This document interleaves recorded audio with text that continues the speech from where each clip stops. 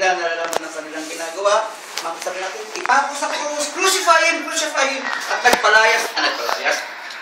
Ang katuruan po ng mga tao doon, every year, ay nagpapalayas ng mga prisoner, ng mga alila, o mga alipin.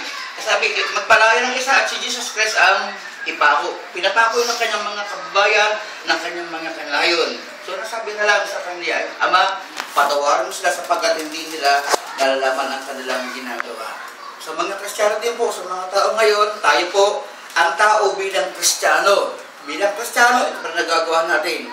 Na tayo mga Kristiyano, yun, hindi kayo exempted, nagagalitin tayo, nag-isip din tayo hindi magalit sa ating kapwa, at ang sabi nila, ang bilis nating umusga sa ating kapwa, ang bilis nating magbigay ng mga paratang sa ating kapwa.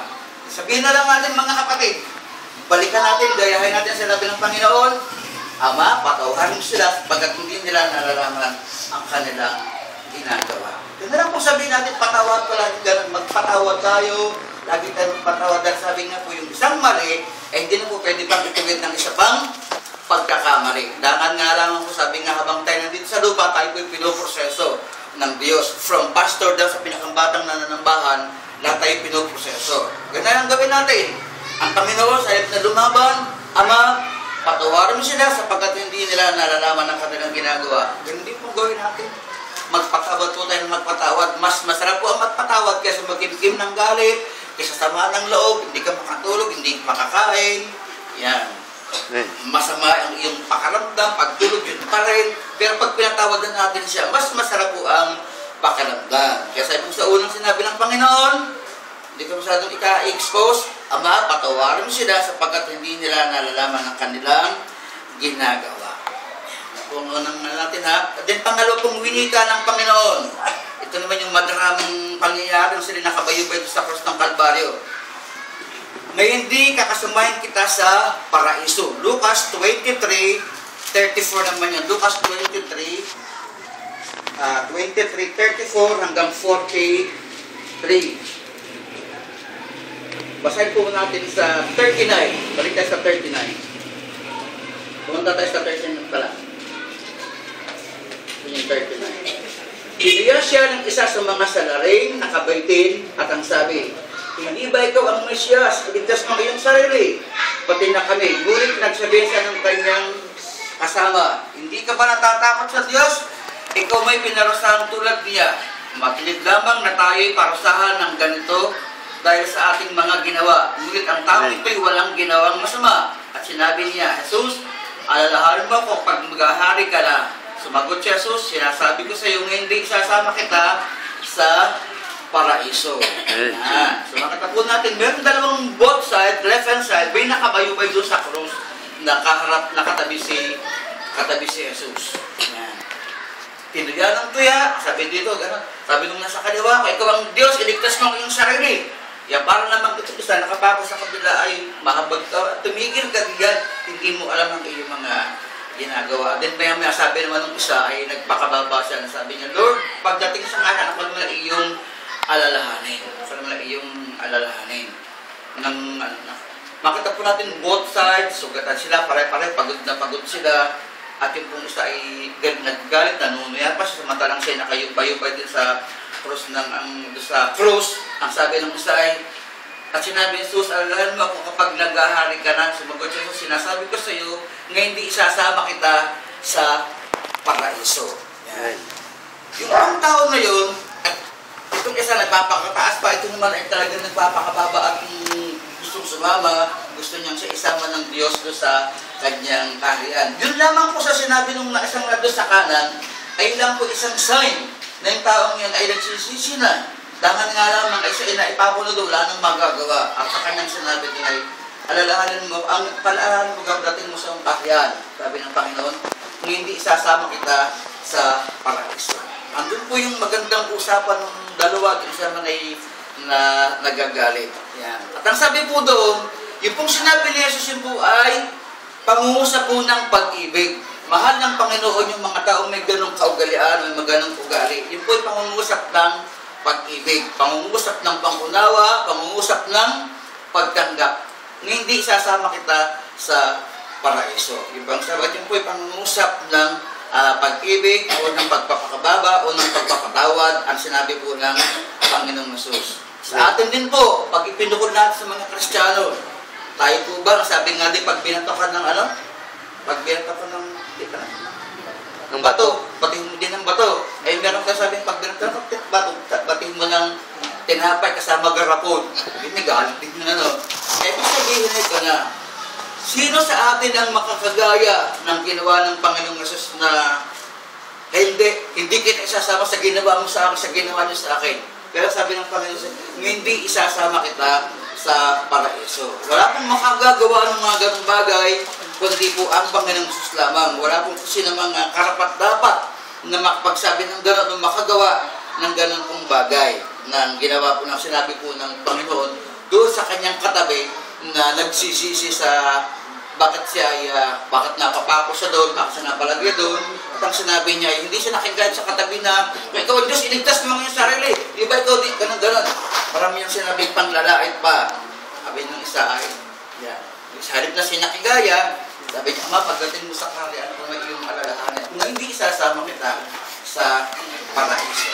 Pag ganun din kung gawin natin, wag po nating suprian ng mali yung ginawa pang mali dahil sabi nga po, hindi pwedeng ituwid ng mali ang isa pang pagkakamali. Makikita po natin ating mga talata ngayon sa sinabi nasa po natin sa Lucas 23:34 at sa Lucas 23:9 hanggang 43. Yung po yung dalawang sinabi ng Panginoon, Ama, patawarin sila sapagkat hindi nila nalalaman ang kanilang ginagawa. Sa ito naman, hindi sa kakasamahin kita sa paraiso. At yung mga pong pangatlo, hindi ka na-expose. Ang pangatlo po ay babae, narito ang iyong anak, narito ang iyong ina, John 19:27.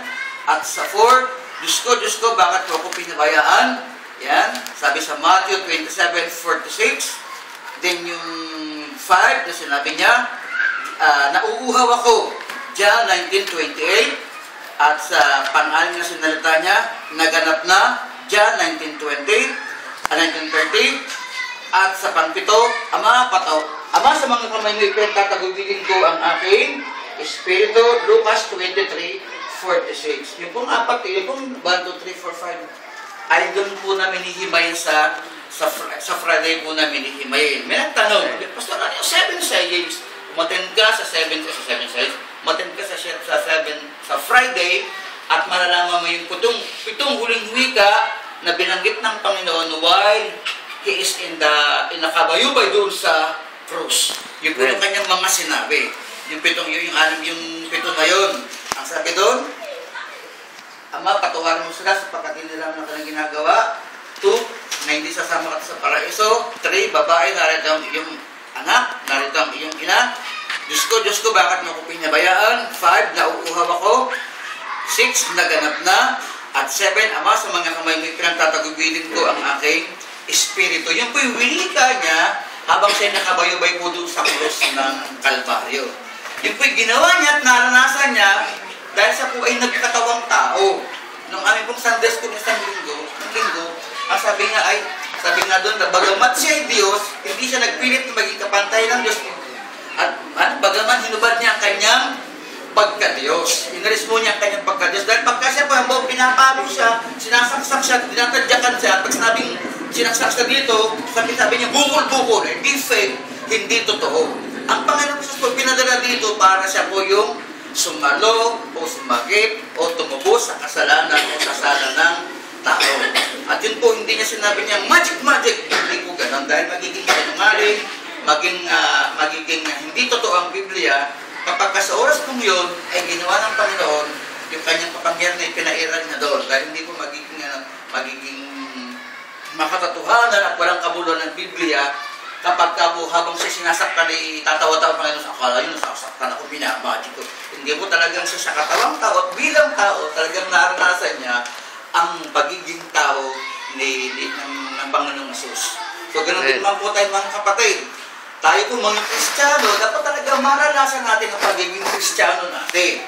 Na habang tayo nagiging Kristiyano, habang tayo nandito sa lugar, tayo po patuloy na pinoproseso. Yan nga, katulad nga ng mga kapatid natin, yung hanggang ngayon, ay talagang ang pagsubok ay hindi tayo tantanan. Sabi nga po, may kanya-kanya po tayong mga pamamaraan kung paano po tayo proseso ng Diyos bilang nanay, bilang tatay, bilang kapatid, bilang kuya, bilang ate, bilang bunso, bilang panganay. May kanya-kanya pong pagproseso ang Diyos sa bawat isa sa atin. Kami din pong pastor, may kanya-kanya din po paano kami dihinuhubog ng Diyos sa aming pong pagiging pastor. Kaya nawa po, ano po yung naranasan natin sa atin pong buhay? Ano lang tayo? Magkulay na lang tayo ng book, tumatanda, tawa lang tayo, magpagupit ng katong gupit ni pastor. Lang parang mga bata, lagi magandang aura natin. Parang di high blood, parang di nakakuha, tawa lang tayo. Maligo, maglinis, magpabango at tumawa. Tuwa ng problema. Sabi nga po sa Matthew 6, ano nga yun, Matthew 6:34, hayaan niyo pong bukas ang mga problema dahil sa mga kuha na yan. At yung ngayon natin harapin. At yung bukas, saka natin harapin, huwag natin isipin, ano mangyayari bukas? Yung ngayon muna ang ating harapin, right after ng ating prayer meeting, ano kayong gagawin natin? Hindi na ating harapin. Hindi natin, okay, ano kayong mangyayari bukas? Yung problema yun, hayaan po natin ang mga problema, yung bukas ulit natin dutasin nyo para wala mo tayong magagawa. Mag-isip na lang tayo, ihanay natin ng maganda yung ating iniisip. So, ganun na po ang gawin natin sa bilang Kristiyano para po tayo baka tayo hindi tumanda, tayo bumata. Alam niyo po yung hindi tumanda at bumata? Bago tayo po yun ng Diyos. Yung kain ng mga bingang kumakain lagi ng mga baboy, ng mga fats, mga fatty foods, yan, hindi kayo tatanda, kayo ay babata. Sabihin, bago tayo bubuhin ng Lord. Kaya dapat tayo ay i-enjoy natin yung ating pagiging Kristiyano. At sabi nga po ay, ikaw na kapatid, ang napaka-irresponsible Kristiyano kapag hindi mo ini-enjoy ang iyong pagiging Kristiyano. Tumawa lang tayo, magsaya, sige, kumain ng tama, huwag naman napakarami. Lumayo sa plato, lumayo sa mesa, parang hindi matukso. Ako talaga, may nakakakita at wala. At talagang kakunti ang kanto. O maliit ng tiyan ko, nag-a-adjust na yung mga sinturon ko. Pagdagdag ng butas, ibig sabihin, lumiliit yung tiyan ko. Kaya yung tama yan. Kaya, kaunti ng kain. Parang hindi tayo bumata. Tayo ay tumanda. Salamat po at magandang gabi sa ating lahat. At dala ko na. Ang gagawin po natin, dahil marami yung people,